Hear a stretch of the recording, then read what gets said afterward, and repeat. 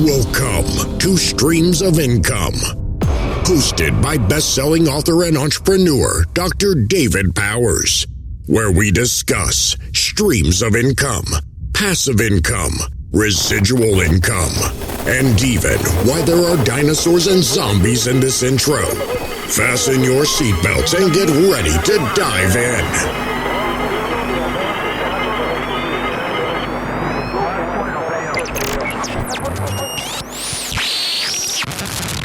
Hey, everybody. Welcome to the Streams of Income podcast. I'm glad you're here, and I am with Charles Alexander today, and we're going to have some fun talking.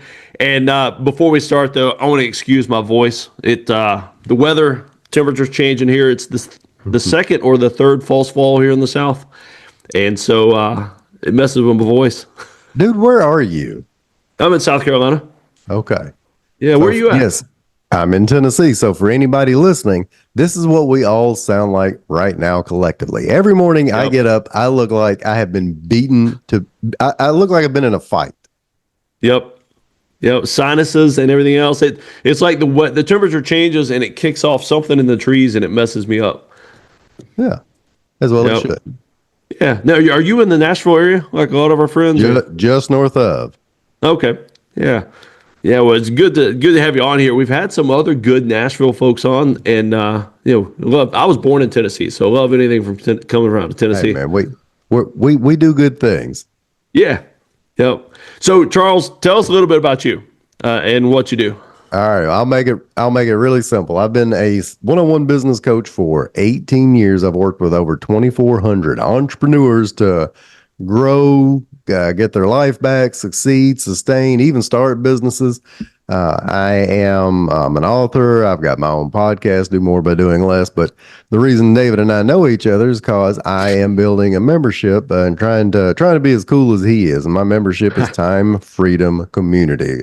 Working with a lot of the same folks, I think, that are probably your listeners in helping have a community helping entrepreneurs work on the business instead of in it, so they can actually spend some time doing other things they love, like, travel, family, friends, that sort of thing.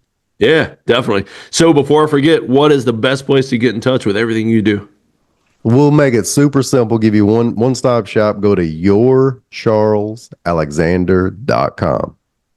And from there, you can find me a variety of different places. I hang out on LinkedIn most often. However, that's the easiest place. You can schedule a time to chat. No sales pitches. Just see what you're up to, and that's by far the easiest way.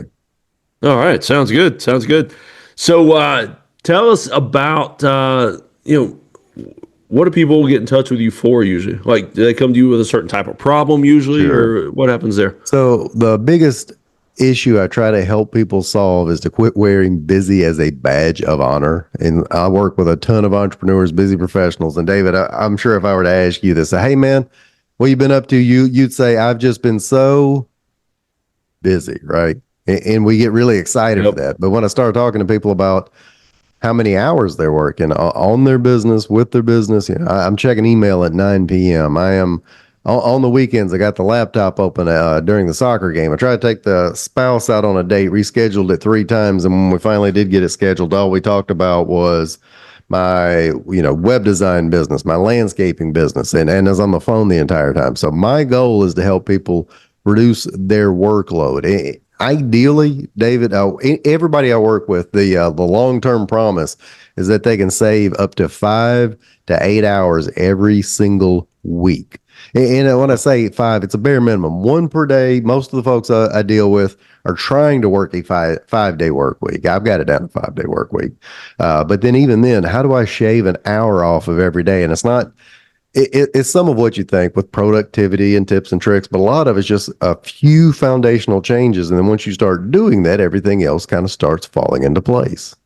Yeah, definitely. 5 to 8 hours, that's a full work day every week. Dude, and I'm telling you, and sometimes when I ask people, what would you do? So let's back up. The first question I always ask, and I had to learn how to do this the hard way, man. My God, I know everybody's got their entrepreneurial journey, and here's the moment that changed everything. But look, I'll make it short and sweet.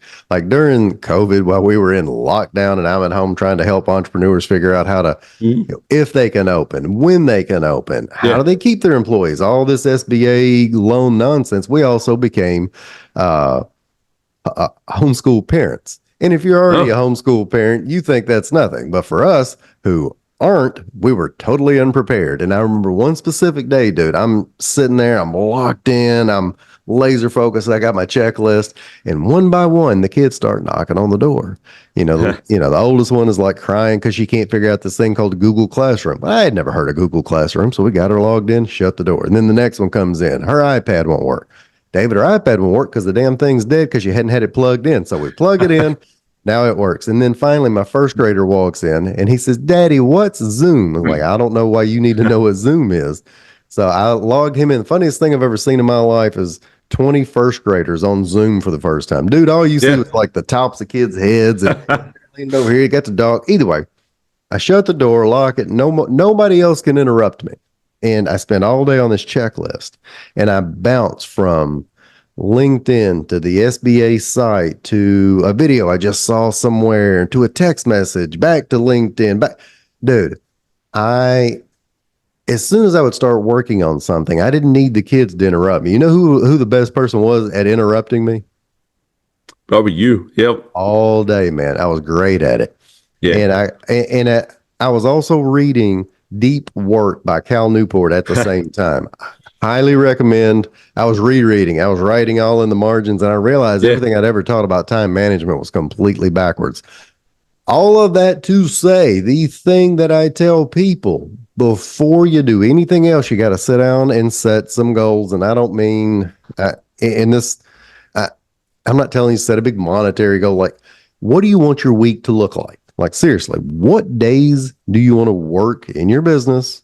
And what do you want to do with the time that you're not in the business? Now, if your immediate answers, David, I just love what I do, and I just love working all the time, and me and the business are one and the same, then this ain't for you. I'm not working with that person. I get it. We all love what we do. We all see it as a mission. We've all rationalized how we're changing the world. Great. But I have a family to raise. They're 16, 14, and 12. I have a wife. I want to see them.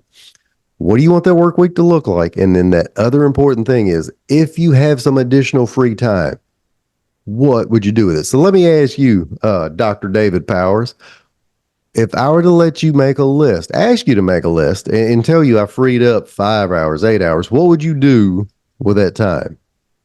Man, I'd be outside hiking, biking, something like that. And that is a surprisingly, I don't know if that's a Southern answer or what, but that's always at the top. I want to go hiking. And I think from what little bit you and I got to know each other, you probably do go hiking. I think most people just like the idea of hiking, but that's the point, right? I want to go buy some Timberlands and get the cargo shorts and the little funny little backpack that's got the straw out of my mouth, right? Oh, man, I hate those. Dude, it looks terrible. Whatever. But, I get people that want to exercise, see friends, volunteer, do more at the church, spend time with family. I have people that just say sleep. I want to do this 8-hour sleep thing I've heard so much of. So either way, once you start making those tangible, like really tangible, then the rest of it can start coming into place. But if we don't have the answer to that, dude, I'm telling you, I have helped people create a 4-day work week. Like, they don't work on Fridays. And then I made the mistake of not staying on top of them. And then I would follow up 3 or 4 months later. And you know what they did? They backfilled it with more stuff to do because they didn't have this list. They didn't know what to do with their free time. So either way, you asked, well, kind of who I'm helping, why I'm helping, how. That's, if you can start answering some of those questions, then I can start teaching people how to save 5, 6, 7, 8 hours a week. Yeah. Yep. That sounds pretty good. I mean, because I've kind of built a life like that where I've got certain non-negotiables that I put in my schedule. Like we homeschool too. I'm a homeschool dad of 5, and but we did it from day one, so it's probably easier. You knew what Google Classroom was, yeah. Oh man, yeah. But we have an adventure day once a week, and so at least half the day we're at the lake because it's warm right now. Like this morning, we went rafting, and or we go biking or go bowling, whatever. and certain things like that that go into my schedule that transcend work. Yeah. Yeah. And that makes a huge difference for you. And that's your priority. So one of the next steps I do when I try to help somebody figure out how to find that 5 hours or 8 hours, the first thing you got to do is figure out where their time is currently being spent. And most folks don't have a clue. So you and I had talked about Dave Ramsey before we hopped on here. That's always like the first thing, isn't it? Because they, and Dave, after whatever's now 25, 30 years, you can hear the frustration in his voice when the caller rings in and says, well, Dave, now here, we want to take credit cards and we're going to pay off the other credit cards and then we're going to refinance. And he loses his mind. Then he always has to take them through the baby steps. One of those baby steps is a budget. Every dollar has a purpose, right? But every minute and every hour has a purpose. So I help folks. I've got some, if you'll reach out to me directly, folks, I've got some spreadsheets, and I know spreadsheets are boring, but whatever tool you want to use, Clockify, Toggle, or even write it down. If you'll start tracking for a few days, I got one client right now that's working on this, and she said it's been a huge eye opener. Track what you're doing every day for a few days in a row. And then you'll start to really clearly see where your time is going. Another really easy tool, David, is on the little magic pocket tool we all have. Is I generally will ask people to share their screen time with me, and it's funny. People like turn into teenagers; they don't want any part of it. But when people are telling you they don't have time, it's not Gen Z, it's not the kids. I'm telling you, dude, Gen Xers and Boomers. Man, we're on this thing 5, 6, 7 hours a day. Oh, yeah. It's bad. You know what I found with boomers more and more is they'll say they're not on the phone that much, but when they go to the bathroom, their bathroom stops have doubled and tripled and quadrupled because they just sit there in their own film, just playing on the phone. Dude, sorry, folks, I'm going to do this quick side story. Terrible story, too. A few years back, my wife had a friend of hers pass away. She was only like mid-40s, and it was terrible. And we were all at the funeral home, and I remember going in the bathroom. And it was right before the funeral started, and this a boomer. And I say boomer, he's an older fella. He looked like a great guy. He had a Bible under his arm. He was ready for the funeral. And he comes in, and in the other hand, he's got his phone. I don't even know. He's standing next to the urinal. I have no idea how he's Houdini'd his way through this. Walks straight out, doesn't wash his hands, never takes his eyes off the phone. And I go back in, and I'm going to go tell my wife, like, oh, you ain't gonna believe what happened. I saw this guy. And then I saw him walk by me, walk past the front, and then walk straight up. That was a preacher doing the service, dude. Yeah. So either way, sorry, folks, that was a gross and sad story, but it proves the point. We love our digital devices. Yep. So I tell folks, back to what you were talking about, finding that priority. If you don't know where you're spending your time, you can't identify the priority. So go back, figure out where your time is being spent, and then it's simple. You have a list. Look at the list and look at the top 3 to 4 things that if I do really well, that make everything else fall into place. And for a lot of people I have been talking to right now, their life looks like 2 things they are struggling with. One of them is time, which is what I help with. And the other one is just, pipeline, leads, sales, clients. So figure out do I need to be doing more offers? Do I need to be not just creating content, but do I need to be following up after the content? Do I need to be getting in front of more people? If that's a priority, then great. We have to identify it. And then, a few other things that we need to do, but then that leaves, a list of probably other 30 or 40 things we're trying to accomplish in a day. But if we know what the priorities are, well, then we can put them on the calendar at the time that best matches our energy to accomplish those. Yeah. Hey, have you ever read the book, The One Thing? I have read the book, the Gary Keller, correct? Yeah. Yep. Dude, yeah. Thank you for bringing that because nobody has the one thing. Everybody has the 50 thing, but that's right. You identify that one thing that if I do it, that make not to take you to church here, but when in the New Testament, when the Pharisees are trying to trick Jesus, they say, well, which of the commandments are the most important? And they don't really care. They just know whatever one he says, and they can say, well, he doesn't believe in the other ones. But he dumbed it down and said, don't put any other God before me and love your neighbor as yourself. Well, if you do that, you're not going to lie, cheat, steal, covet thy neighbor's oxen. All of that goes out the window. Yep. So anyways, but find out what the priorities are. Put them on and it's important that you put them on the calendar and actually follow through with it and do them when you do it when you have the energy to do that task. And I mentioned that without really going into detail. When is your best energy of the day, David? Me, between 2 and 4. Okay, perfect. So first thing in the morning is not the right time for you to do a lot of creative tasks then, right? No, that's the checking email, putting the paperwork away kind of time for me. Okay. So if your peak energy is at 2 to 4, which by the way, I'll go ahead and tell you that makes you a unicorn because most folks about 2 o'clock are hitting crash mode. And that's, but that's why it's important that you know, kind of, your own personality.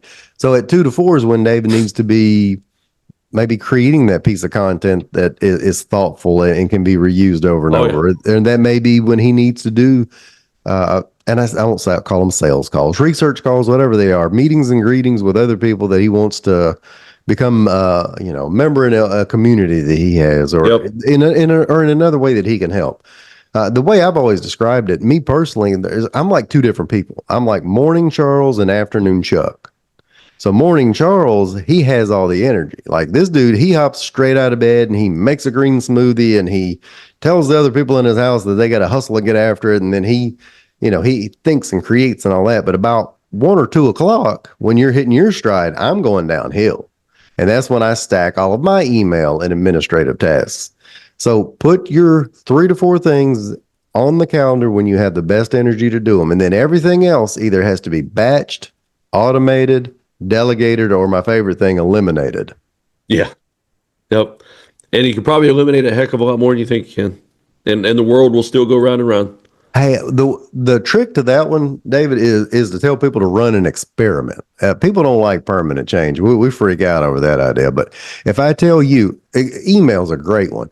I'm not telling you eliminate email, but we check email 2.5 hours every day, just in that dumb little email box. And that's not our priorities. That's everybody. Hey, that is a priority system that everybody else can just throw at you. So what I tell folks is eliminate checking email more than twice a day and check it at, right after lunch and then right before you shut down for the day. And I know some folks don't shut down at all, so that's a problem to them. But let's say your days, shut it down at 4. Check it twice a day. Try it for 1 week. And if you don't like it, you can always go back. We'll go back to that Dave Ramsey theory. Like people will want to argue with him about smart math and paying off house and this, that, and the other. He's like, look, you pay off your house and you think, oh, this sucks, I don't like it. You can always go get a mortgage. Somebody will refinance that house for you. So same concept. Try an experiment for 1 week and eliminate. The other things that I've eliminated, and I hope this doesn't hurt anybody's feelings, but I quit watching the news about 6 years ago. Oh yeah. That was a big one for me. I would get so caught up in the negativity of it. Well, just the amount of information that we take in. I mean, we are inundated with thousands and thousands and thousands of bits of information that our brains, even though our brains are, more powerful than any complete blah, blah, blah, blah, blah, but we weren't designed to take in this much information. And I know people, they wake up, the news is on, they get in the car, they turn the news on, they, their phone is up, notification. And me eliminating the news does not mean I don't know what's happening in the world, because if it is important enough, it finds its way to me. I know Cracker Barrel changed his logo and reverted back already. Why? Because I guess it was important and people kept telling me. I didn't have to Google. I didn't have to go to AP News and figure it out.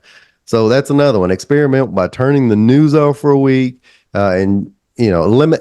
There's a ton of things on your list you can eliminate. Get rid of them. Yeah. I'm bad to get FOMO. And so I used to answer my phone. If it rang, I would answer it. But I don't know, about 15 years ago, if a name didn't show up, I wouldn't answer my phone. And in 15 years, I've only missed one important call. All the rest of them I could call back or they would text me. Yeah. And that model, that is called the any benefit model, is when somebody will use that one missed call as an excuse to never do it again, because they'll have a story about, I missed this one call. and this one call could have, whatever yours was, it was a customer, a medical event, a death in the family, whatever it was. And what we don't understand is the trade-off. So for you choosing not to pick up the phone when you saw that it was an unknown number, you have probably saved not just hours, but days and weeks, maybe even months of your life. I tell you what, I'll go back and give people this kind of analogy, or not analogy, this little bit of math that I did. So the average person is on their phone 5 hours a day. If you got it down to 2, which quite frankly that's the length of a movie. You know what I'm saying? Like it's not even an Adam Sandler movie. That's a long movie. If you eliminated 3 hours, the math says that you would gain 2 months back every year. Wow. That's assuming you sleep 8 hours a day, which means every 6 years, and we've had phones about 12 years, I think. Every 6 years, that's 1 whole year. So 2 years since the space phones have been here, we've been doing. So when people say, but I might miss something, let's say, that's cool. So here's the trade-off. To get that one call, that means for 1 year out of the past 6, you had to be staring mindlessly into the device. If a genie came and offered you, say, hey, would you like an important call? Yes, I need my important call. Cool, I just need a year of your life. You'd probably say, that's cool. I don't want to make that trade. But we do it all of the time for the same reason you just said, FOMO. It's the any benefit model. Yep. Hey, I'll tell you what, something you would probably know is I keep hearing that, and I've never looked it up, but an interruption. I keep like a 30-second interruption what claims 15 minutes to a half hour of your day because you got to get your mind back on it. 23 minutes. Gloria Martin did that research. She started that back in the early 2000s from UC Irvine. I don't know, one of those fancy pants schools. But what they would do back in the day was that she would put several people at a desktop and they would have them start on their word processor. That's how long ago they started. And then they would stop and interrupt these people every few minutes for a talk, go to the bathroom, have a coffee break, whatever. And then they would study them to see how long it took them to regain their focus. And the average kept coming out to like 23 minutes. That doesn't mean they didn't go back to the task, but everybody knows what I mean. You're in the zone, you're locked in, you're cranking out a proposal, you're updating the site, whatever it is. But when somebody knocks you off, it's like opening a browser tab and then that thing is still cranking. Funny thing about that, David, is that they redo that every 5 years, and now they don't even interrupt people anymore because we self-interrupt every 2 to 3 minutes. Like when I start working on a PowerPoint slide and I'm going to do a presentation, I'll get about 3 minutes into it, and then my anxious brain says, ooh, I bet somebody DM'd you over on Facebook. You should go check it real quick. Or there's always a little interruption we give ourselves because we get uncomfortable working on one thing too long because we have no dopamine discipline. We're looking for that next hit, that red box with a white letter or white number that can let us go do something else that gives us that quick fix. But either way, dude, I'm telling you that, and I've had people kind of scoff at like, I just go right back to work. It doesn't bother me. Look, and I don't even have a way to disprove that necessarily, but it's the equivalent of saying I eat Oreos and Doritos all day, but it doesn't affect me. Yeah. Like, yeah, dude, that one I could see plain as day that it does. This one, if I could crack your skull open, I'd hate to know what I'd find. Yeah. Yep. But one other thing, and I won't keep you too long here, folks. I know I've probably already taken up too much of your time with the length, with how long you're listening to me. Like people have already started. I got a quick joke for you on that one. I was preaching a sermon one time on, and the guy didn't know this was my topic, but I was guest preaching, and he stood up and talked for like a half an hour, introducing me and talking about just stuff during the week. Yeah. I stand up and he turned beet red when I said, today I'm talking about time management for Christians. That's awesome. It was a perfect intro. All right. So I interrupted you though. You go ahead. No, dude, that's fine. What I was going to say is to leave you with something that is kind of and the term cheat code's gotten overused. I used to love the term cheat code, but batching stuff together, batching like items together has, out of all the things I've ever worked on with any of my clients, and it was one I never would have thought of, but that's like the top thing that people tell me that they learn that they still use is batching like tasks together. So if you were to pull somebody from the corporate 8 to 5 world, where they have an office and they're sending email all day, their schedule, if you look at their calendar, is every 15 minutes is a block, right? And every 15 minutes is probably something different. We'll have a sales meeting. We'll check our email. We'll check our voicemail. We'll work on the Smith project, whatever that means. And then it just da-da-da-da-da-da. And anytime somebody else comes in through email usually, and they say, I've got something new to do, you just look at your calendar, and whatever's the empty block, you take it and you drag it there. So all day long, you're doing this thing, random thing, random thing, random thing. And when I talk to people about it, they justify it and say, well, it just gives me a little variety of the day, which in theory, I do understand. However, think about if you were to clean your house. And we go through this quite a bit with a messy house of teenagers. If I want to clean my house, the most logical thing to do is one of a couple of ways. Maybe you do room by room. We'll do the kitchen first, then the living room, the bathroom. Or maybe we'll go through the entire house and we'll wipe everything down, any flat, hard surface. And then we'll go through and we'll pick up stuff off the floor. And then we'll go through and vacuum. And then we'll mop. And then we'll do the bathrooms. And then it would be insane for you to say, all right, we're going to clean the house, kids. All right. I am going to load half the dishwasher, and then I'm going to go scrub the half bath toilet, and then I'm going to go in the living room and vacuum the rug. And then you could still clean the house, but man, it'd take you 3 times as long and you would feel exhausted. But that's how we set our days up. And it doesn't make any sense. So I teach people that same concept.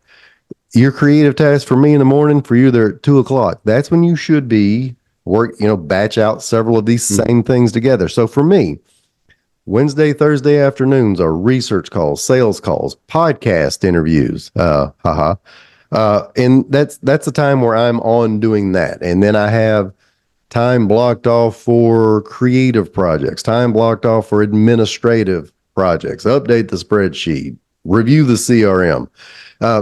If you think about it, this is exactly the same way that athletes work, right? They've got game day, they've got practice day, and then they got a rest day.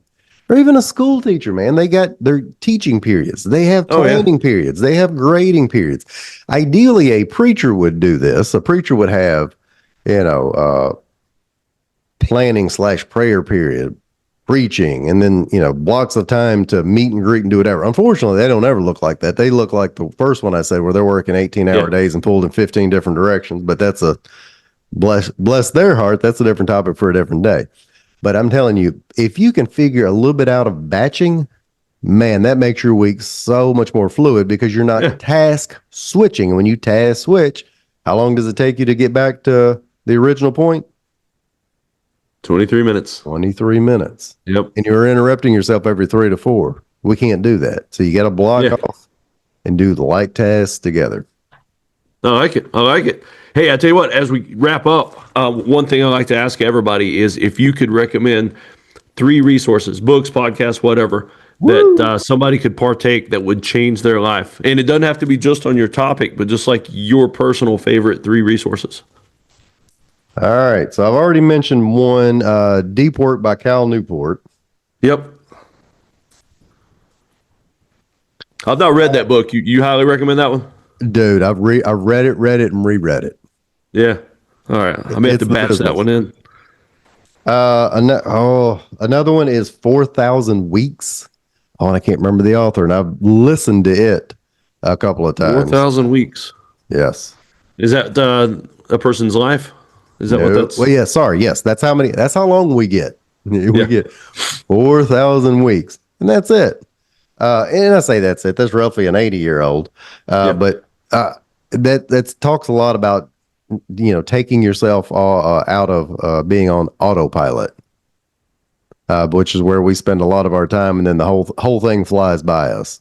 Yeah. And then I know this is very self-serving, but I'm telling you, dude, if you can get anybody to contact me, I've got 2 or 3 different types of spreadsheets that you can use to kind of start tracking your time. Some are more detailed than others. I'm telling you, I'm saying that like that's mine. It's not it's not an original concept to write down where your time is going. But Yeah. I've tested and retested. I've got a couple I really like. If anybody wants to reach out and contact me personally, I would be happy to send it to them scot free, no opt in, no sales pitches, but it works.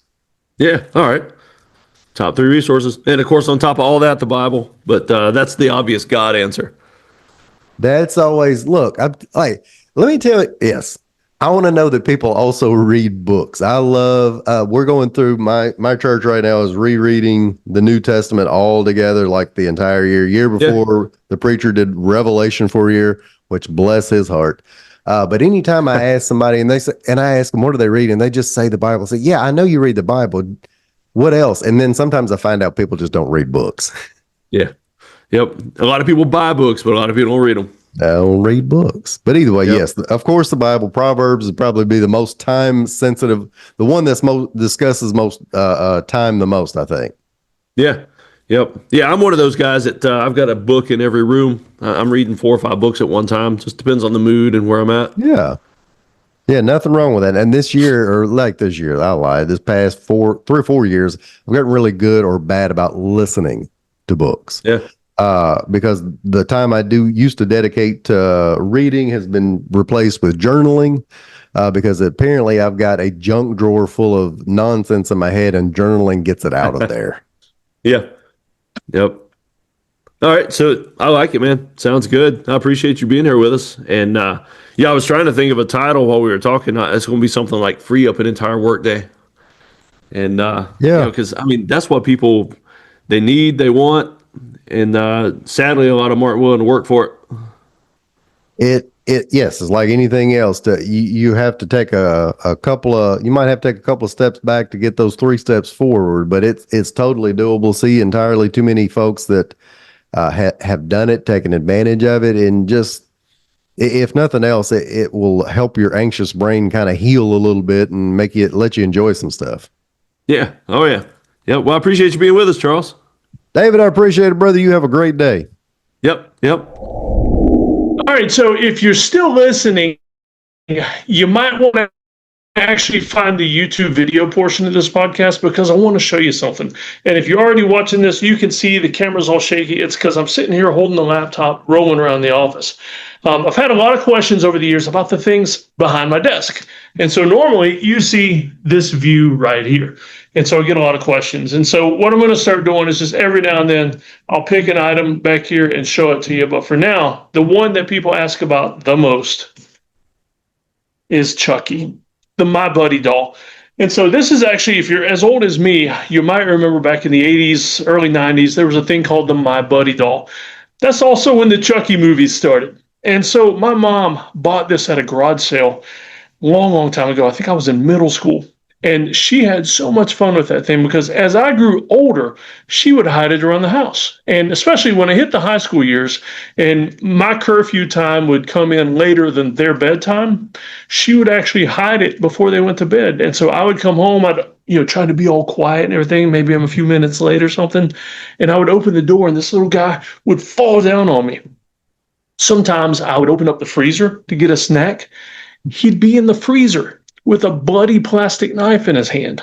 And I'll admit, I almost peed myself several times with the shenanigans my mom pulled with this guy. One time, I went on a long trip. I think it was when I went to Alaska. I lived out of my car for a few months, drove up to Alaska. My mom took him and went all around town and got pictures of him doing all kinds of stuff. She went to the Harley Davidson dealership, and I've got a photo of him on a motorcycle. I've got a photo of him with a Hooters waitress. It's pretty cool. This was so long ago, though, actually, like pictures in my hand, like, you actually have them developed. And so it's pretty cool. The interesting thing, though, this outfit, it's got the Powers name tape on it and U.S. Army and all that. This outfit I actually wore when I was that size. So that's pretty cool, too. He's absconded with one of my baby outfits. And so I continued the tradition. For many years when I worked the ambulance service, I would hide this guy all over the ambulance station and scare my coworkers half to death. It was a lot of fun. I didn't do it on many patients, although there were a couple of times I would hide him in the ambulance and forget that I hid him in the ambulance, and then I would open a cabinet and he would fall out on a patient that would scare them, and then the heart attack would get worse, or it'd be a new heart attack because of, it's just quite a few times I got in trouble in the ambulance for my own shenanigans. But now he sits in my office and lots of people have questions about him. And occasionally, if you watch behind over my shoulder when I'm doing the podcast, you might see him move a little bit or raise his hand up and wave. So sometimes I notice it. Maybe it's just me, but one of the items from my office. All right. Y'all take care. Thanks for tuning in. And please check out next time. Be sure to stay to the end of the podcast.